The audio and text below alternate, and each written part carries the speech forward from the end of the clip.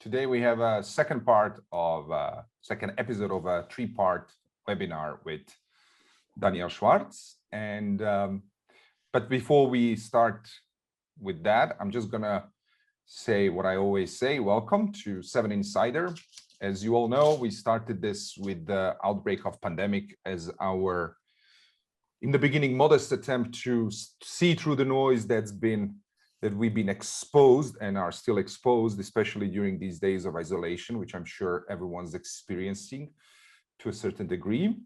Hopefully those in luckier countries are already going or already got vaccinated or getting vaccinated.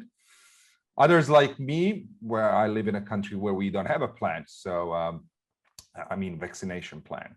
And anyway, good luck with that. So part of a 7 Insider, as you know, we offer a variety of content. A lot of it is free content. Some of it is paid content or premium content, such as this. But I urge everyone to at least register, because even with that, you will get access to a lot of content. So I'm just going to show you here briefly what we have lined up now. We obviously have now, today, while the fires burn, a Glacier Odyssey with Daniel Schwartz, part 2. And then on February 19, we have, excuse me, third part and final part. And then on February 25th, we have awesome conversation between our friend Seamus Murphy with Elisa Griswold, if I'm not mistaken. And so I urge everyone to look at the calendar. I'm sure you're going to find something interesting for everyone. And part of the reasons, I guess, because that we are doing this webinar with Daniel in 3 parts is also because it spans, we're talking technically, well, practically, we are talking about single project, which basically spans for 30 years, which, as Daniel mentioned earlier, appeared in several books and so on and so forth. So we feel that it really deserves the time and space spread over 3-hour-long sessions. So thank you all for bearing with us. Today, it's going to be slightly different dynamic of the webinar. As you may have noticed, but those who didn't will ask, Daniel he likes to call himself an analog person. And that obviously concerns the way he takes pictures. All of his pictures are done in black, most of them in black and white, negative, and he mainly processes all of his material and so on and so forth. So I think it's important in this digital age to somehow put these two together, in the sense that many of younger colleagues, and I assume many of you here, don't really have this analog silver halide experience, which I was lucky enough to experience in my beginnings as a photographer, and I miss them dearly. And I have to say, I think I was a much better photographer while I was shooting film. Anyway, I'm sure we can discuss that as well, even though it's not necessarily part of the Glacier Odyssey. So today we actually have a short film. It's about 30 minutes long. And so I urge everyone to stay, because it's integral part of this webinar. But it also, I assume, will answer a lot of questions that you have about the way Daniel works, about, how he physically works, travels and visits all these often inhospitable and complicated and difficult places to access. So we have this short film, which we're going to play here. It's the first time we are playing something of this length in our webinars and book clubs and other events, but it works. So I urge everyone to stay with us. I'm sure I would, again, urge, as the film goes on, if you have any immediate questions, don't wait, just post them in our Q&A box and we'll get to them. But before we play this really beautiful and really informative film called Bringing Down Images from Mountains of the Moon, and as it says, a short tour from below the equator to the darkroom and beyond during the making of While the Fires Burn and A Glacier Odyssey. I think it's also it's a testament to how meticulous Daniel's approach to this awful subject. I mean, it's beautiful subject, but it's awful what we are doing to our environment. So before we start playing, I think Daniel wanted to address a few questions that we had before. Yes, I mean, day before yesterday. So Daniel, I'm going to stop sharing now because I think you wanted to also show something and elaborate on a few things we touch base last time. So Daniel, thank you very much for coming again. And so what did you want to bring up? Thank you, Ziyah, for introducing me. Hello, everybody. Last time was a bit condensed, and some very good friends of mine, they gave me the advice that maybe in the public there are not only climate scientists, but also photographers.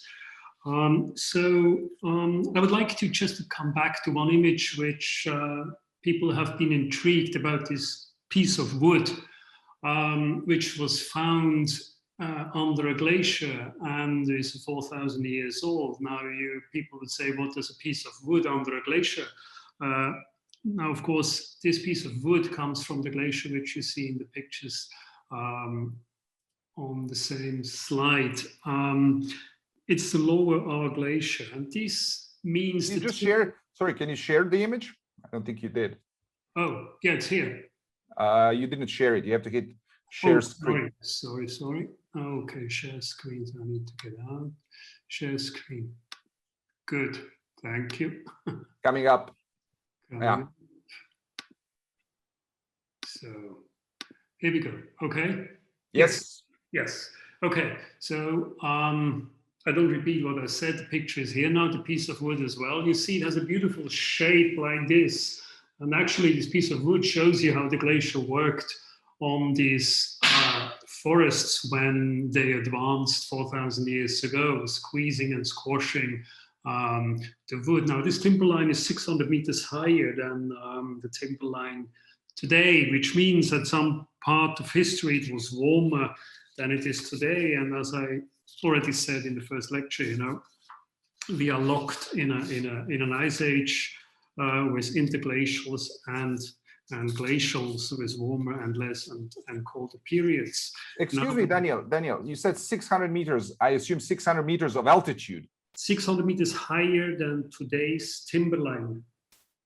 Got it. Sorry. Which means the forest today stopped 600 meters below the glacier. So the question is, why did forests grow 600 meters higher at some point in history, 4,000 years ago? Simply because it was warmer.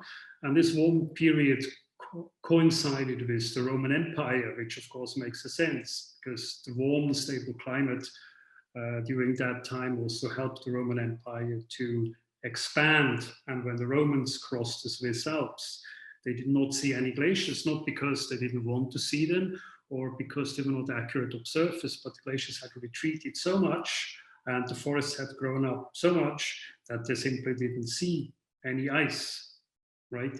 So it's in the nature of the planet, depending on his position in the mechanics, if it tends closer to the sun or less away from the sun, colder and warmer periods come. So in 2,000 or 5,000 years from now on, there will be another glaciers will advance again. Now that should not sort of be a pretext to buy yet another car, you know, because as I said before, climate change is a generational affair, and you should care about the environment your children live and not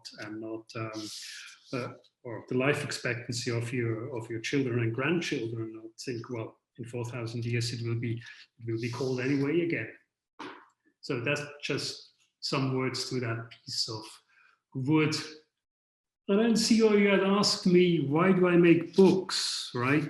So I think the question, you know, I sort of went around, you know, and I'm famous for not addressing the questions right away, because I love books, you know. I do not possess them.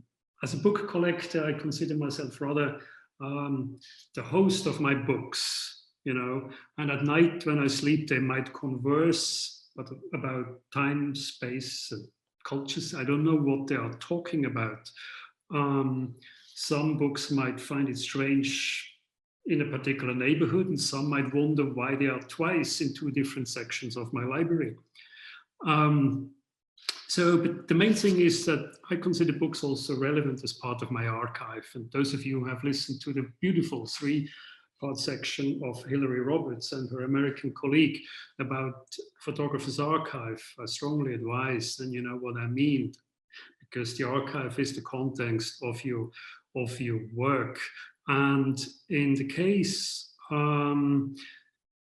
in my library, one section of books filled with books of others was needed to make one book. You know, as an example, this one, in fact, two books.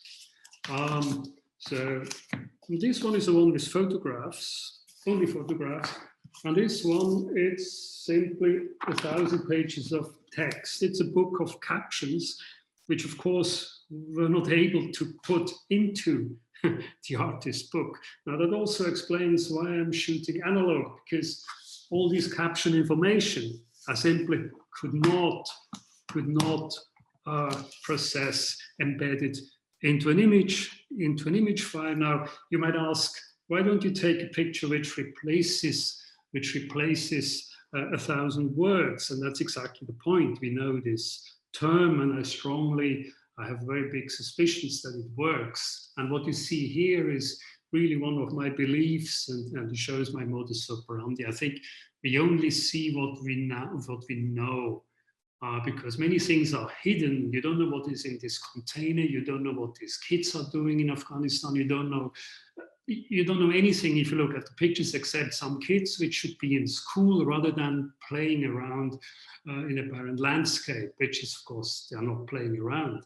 So underneath you see sort of a complex story worked into a typographic text works. And text works are a part of my expression as well. You will see that in the third lecture, how they sort of complement the images. And as you can see, of course, the typographic shape echoes the one of the container, and as in the container, smuggling goods of the war business are embedded, information is embedded in that typographic work. And then there was a question by Maciek, who asked how my style of work has changed as I moved from sea level to high altitudes, from delta to glaciers. I would say that content, subject, content, message define my visual approach. And then, of course, there are specific things to look at. You know, the deltas, really, I try to avoid what I choose to call the Salgado trap, to celebrate the beauty of despair. Rather than putting entire demographics into drawers labeled Exodus or workers, I prefer to encounter one individual and tell her or his story, because it's more comprehensible for people to understand and identify and understand the particular problems.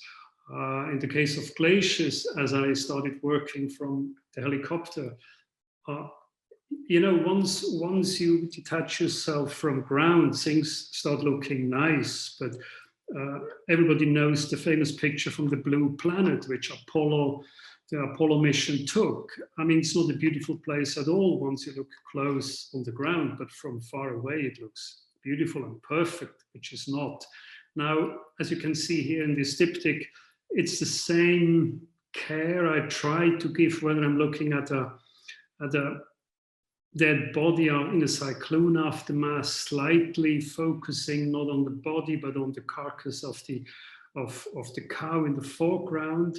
And it's the same informed eye which helps me to put into an image, into a vertigo image, a dying glacier seen from about 2,000 meters above ground. So Maciek, I hope the question is answered.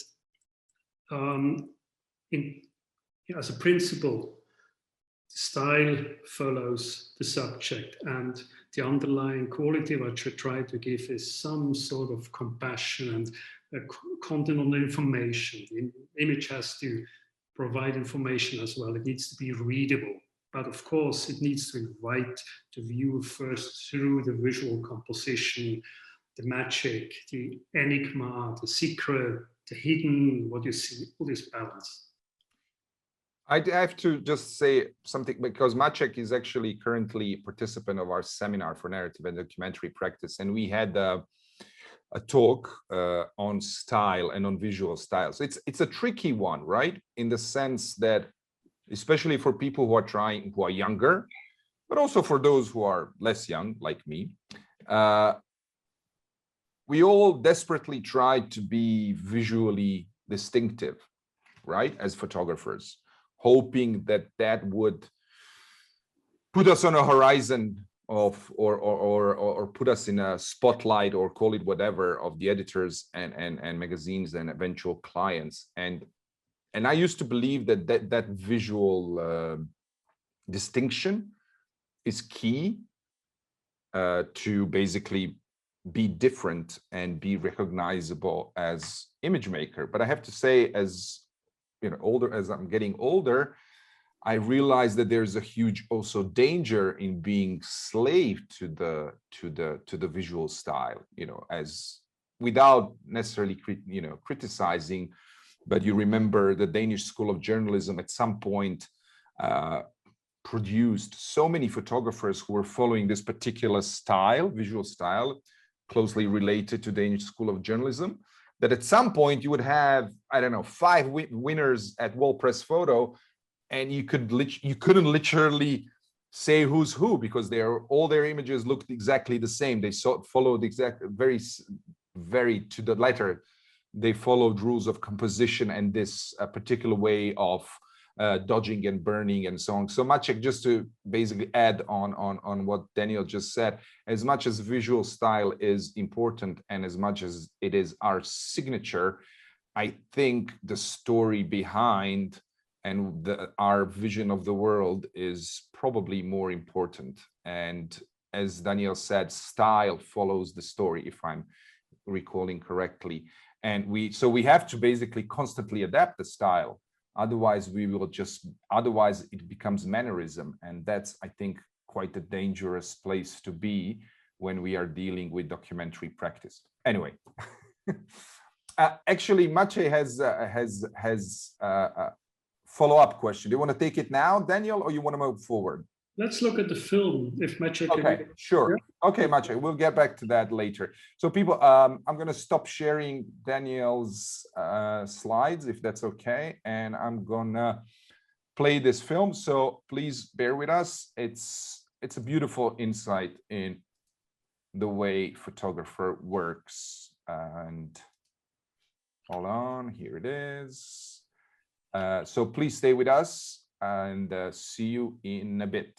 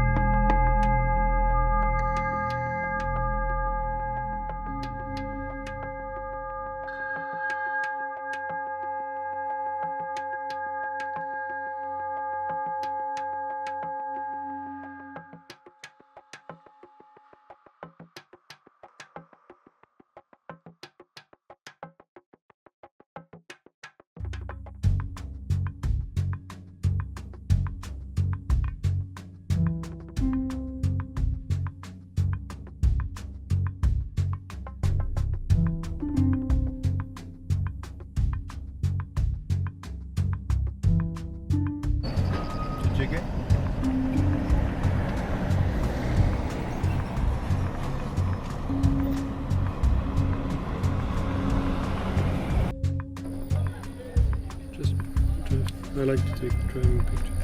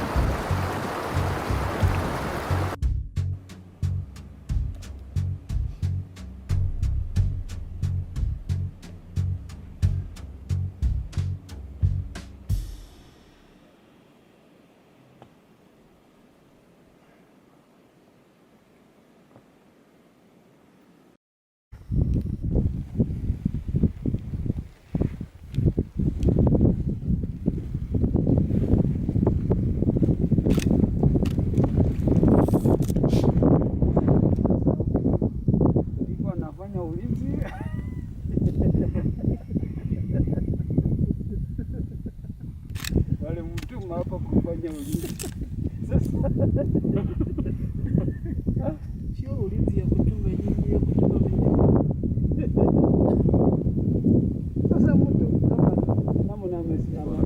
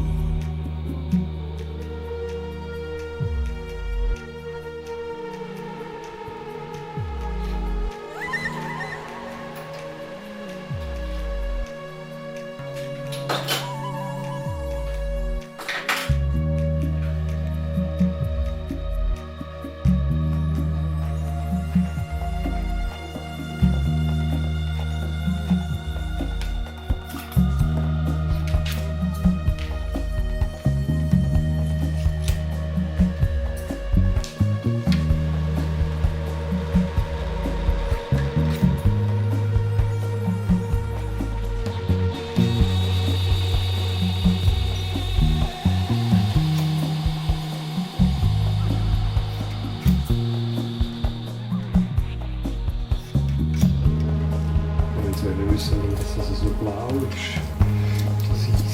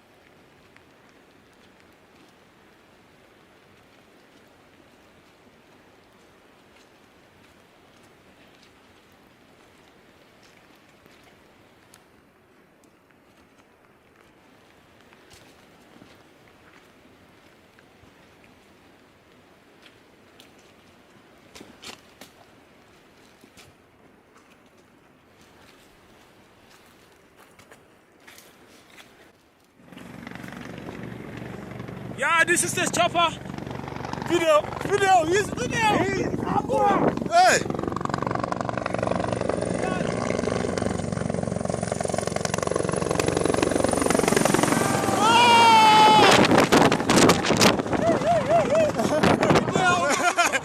I've got it. Hey. I've got it. For me, I'm just on video. I've got it. No, I did video. Video? They're coming back out.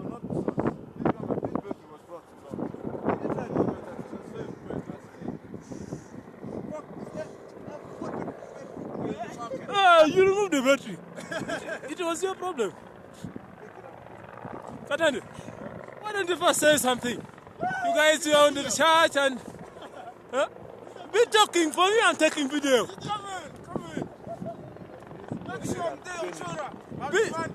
Yeah, you just be talking. Hello! Just at the pass. Wait. Come on, I think it's about 50 meters. The chopper, yes. Unguru. We're taking it now. I think the chopper.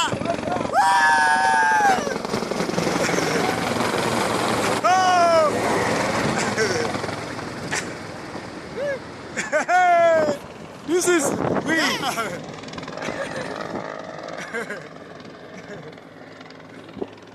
I'm just on video.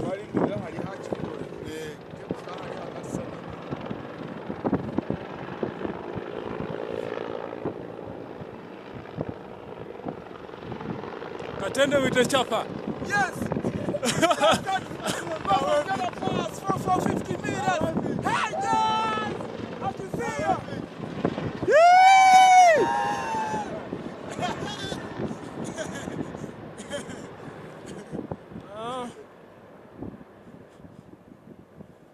Even though you don't give me a tip, I don't mind. It's enough for me. They are going back to take on. But this pilot, yeah, he's a perfect guy. Greeting us almost for 7 times. Hey!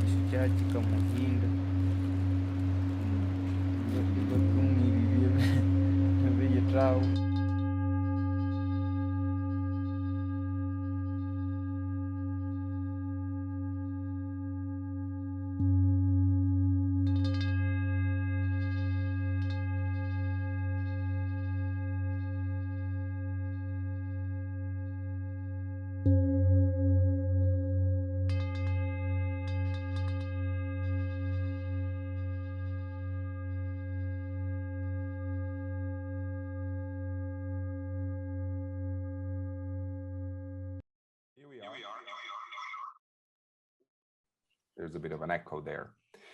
Thank you everyone for watching this.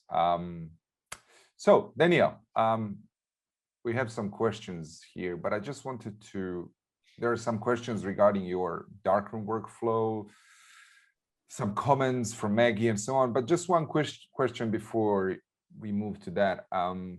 So who are all these people? Who are all these people in the video? Not just at the very end, but that appear, you know, there's, I assume, security, rangers, and so on and so forth. So who, I think there's something that often is missing from the conversation with photographers, and that is the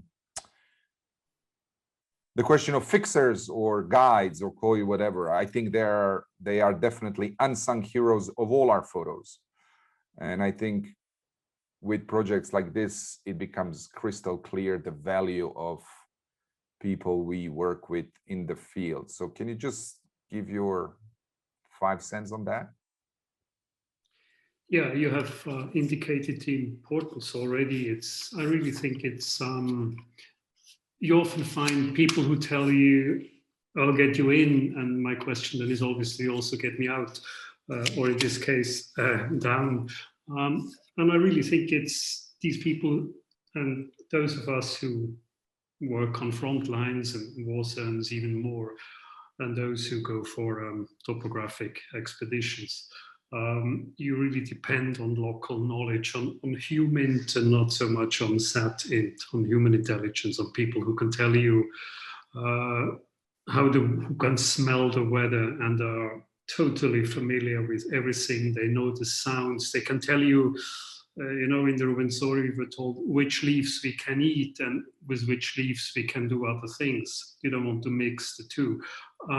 So it's really important to put your trust. And for instance, in Afghanistan, I very often, people were asking me, were you never in danger, your life was never in danger? And I always said, maybe yes, but I didn't know because I always trusted the people I was with. And they said, it's time to go, then I did not object. I did not push for a picture which would risk my and the people who took me their life. So I always thought I don't know anything. As much as I could prepare myself, but don't know anything. And these people at the end of the film, you see, these are basically those who made possible a mission impossible, because the Ruwenzori, as you can sense from these images, is always shrouded in clouds and mist. And when we talk to these company in Kampala, they said, look, I'm in this country since 20 years and I've tried and it's just impossible. But let's give it a try. Very, very complicated situation.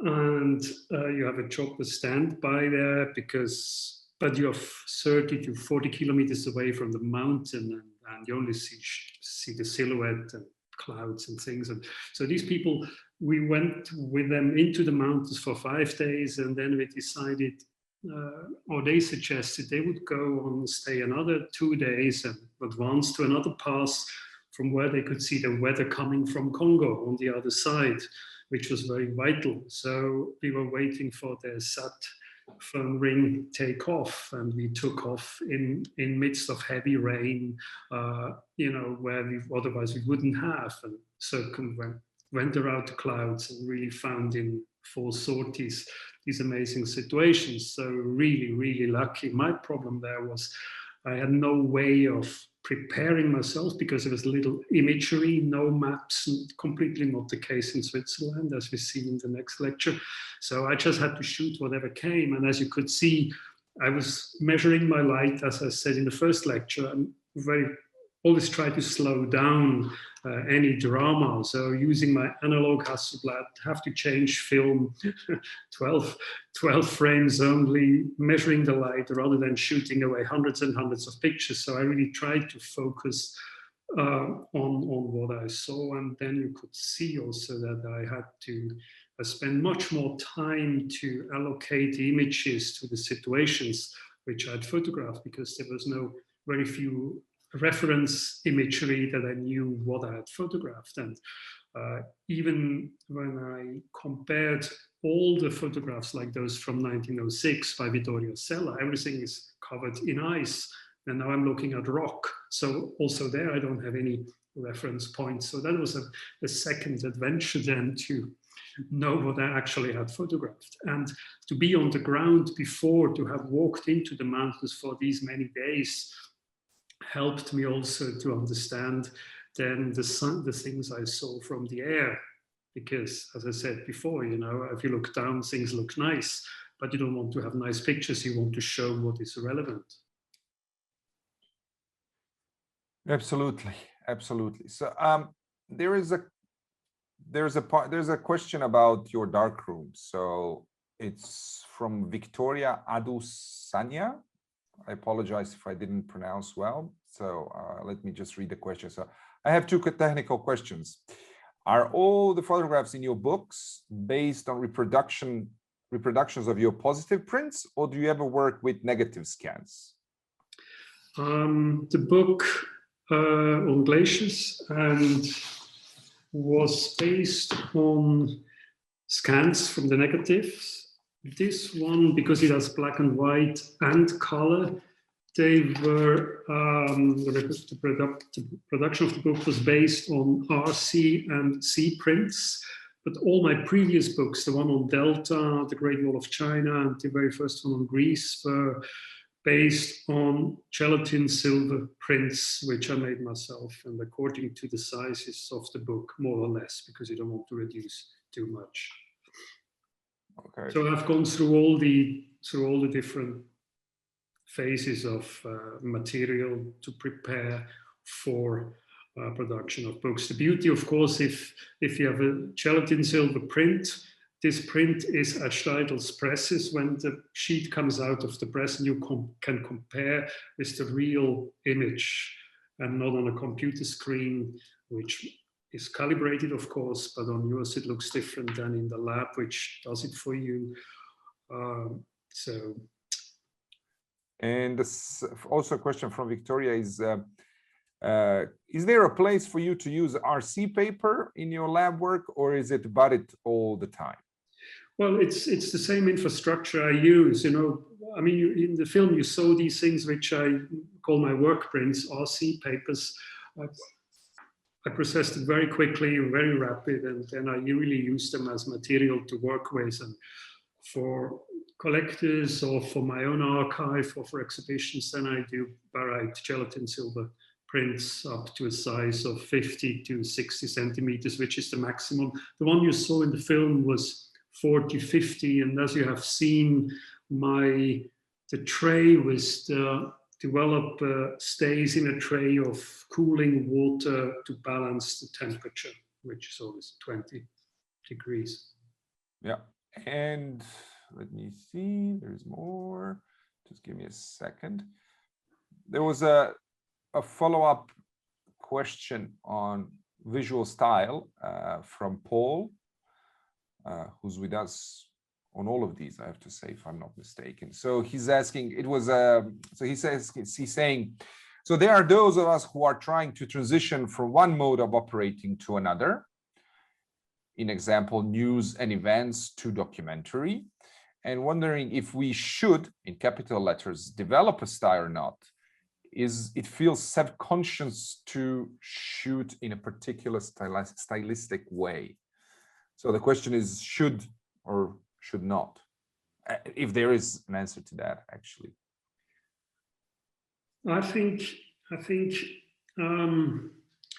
there's no right one answer. The problem, if you have your style and you put your style on everything which by nature is different, you know, especially if you move between cultures and regions and subject, I think it's very important to let your style adapt to your subject matter. I think otherwise you might, of course, develop a trademark, you know, that your work, because of your style, becomes totally connected to you. I mean, if Martin Parr photographs a piece of cake, it looks the same as he would probably photograph a tree or a person. You know, this is by no means a critique, but it's just, you know, what I see. But it's, you know, it's Martin Parr. I'm not interested that people say this is a Daniel Schwartz. I'm interested that people say, oh, now we are in Bangladesh, and these people here, they have an existential problem.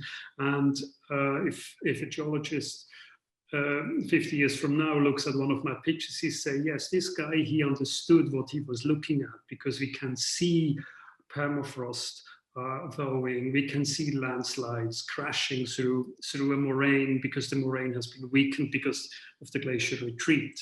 So I'm more interested in that. I'm not, I'm not particularly interested that people, that's why my work, I found out after I'd done the Great Wall of China and then did the work in Delta, was really from 4 or 5 inch documentary, architecture, conceptual even, it was conceived, and then Delta was a reportage. People said, were you the same guy who photographed the Great Wall of China? So I always considered that nice to slip from one drawer, escape and go into the other, because the industry has a tendency to put authors in drawers. So my work would be never suitable for National Geographic because I don't photograph the way they think the world has to look. And I think we have time for one more question. So it's again from Maciej, and he's saying, so Mike, I'm just going to read the question. My question was also about the style, was about the fact that for some time now, many people have been interested in this topic that you have been working on for decades. And has more interest helped you go further, or it has become a problem? I imagine talking about your project with editors and people on site looks different today.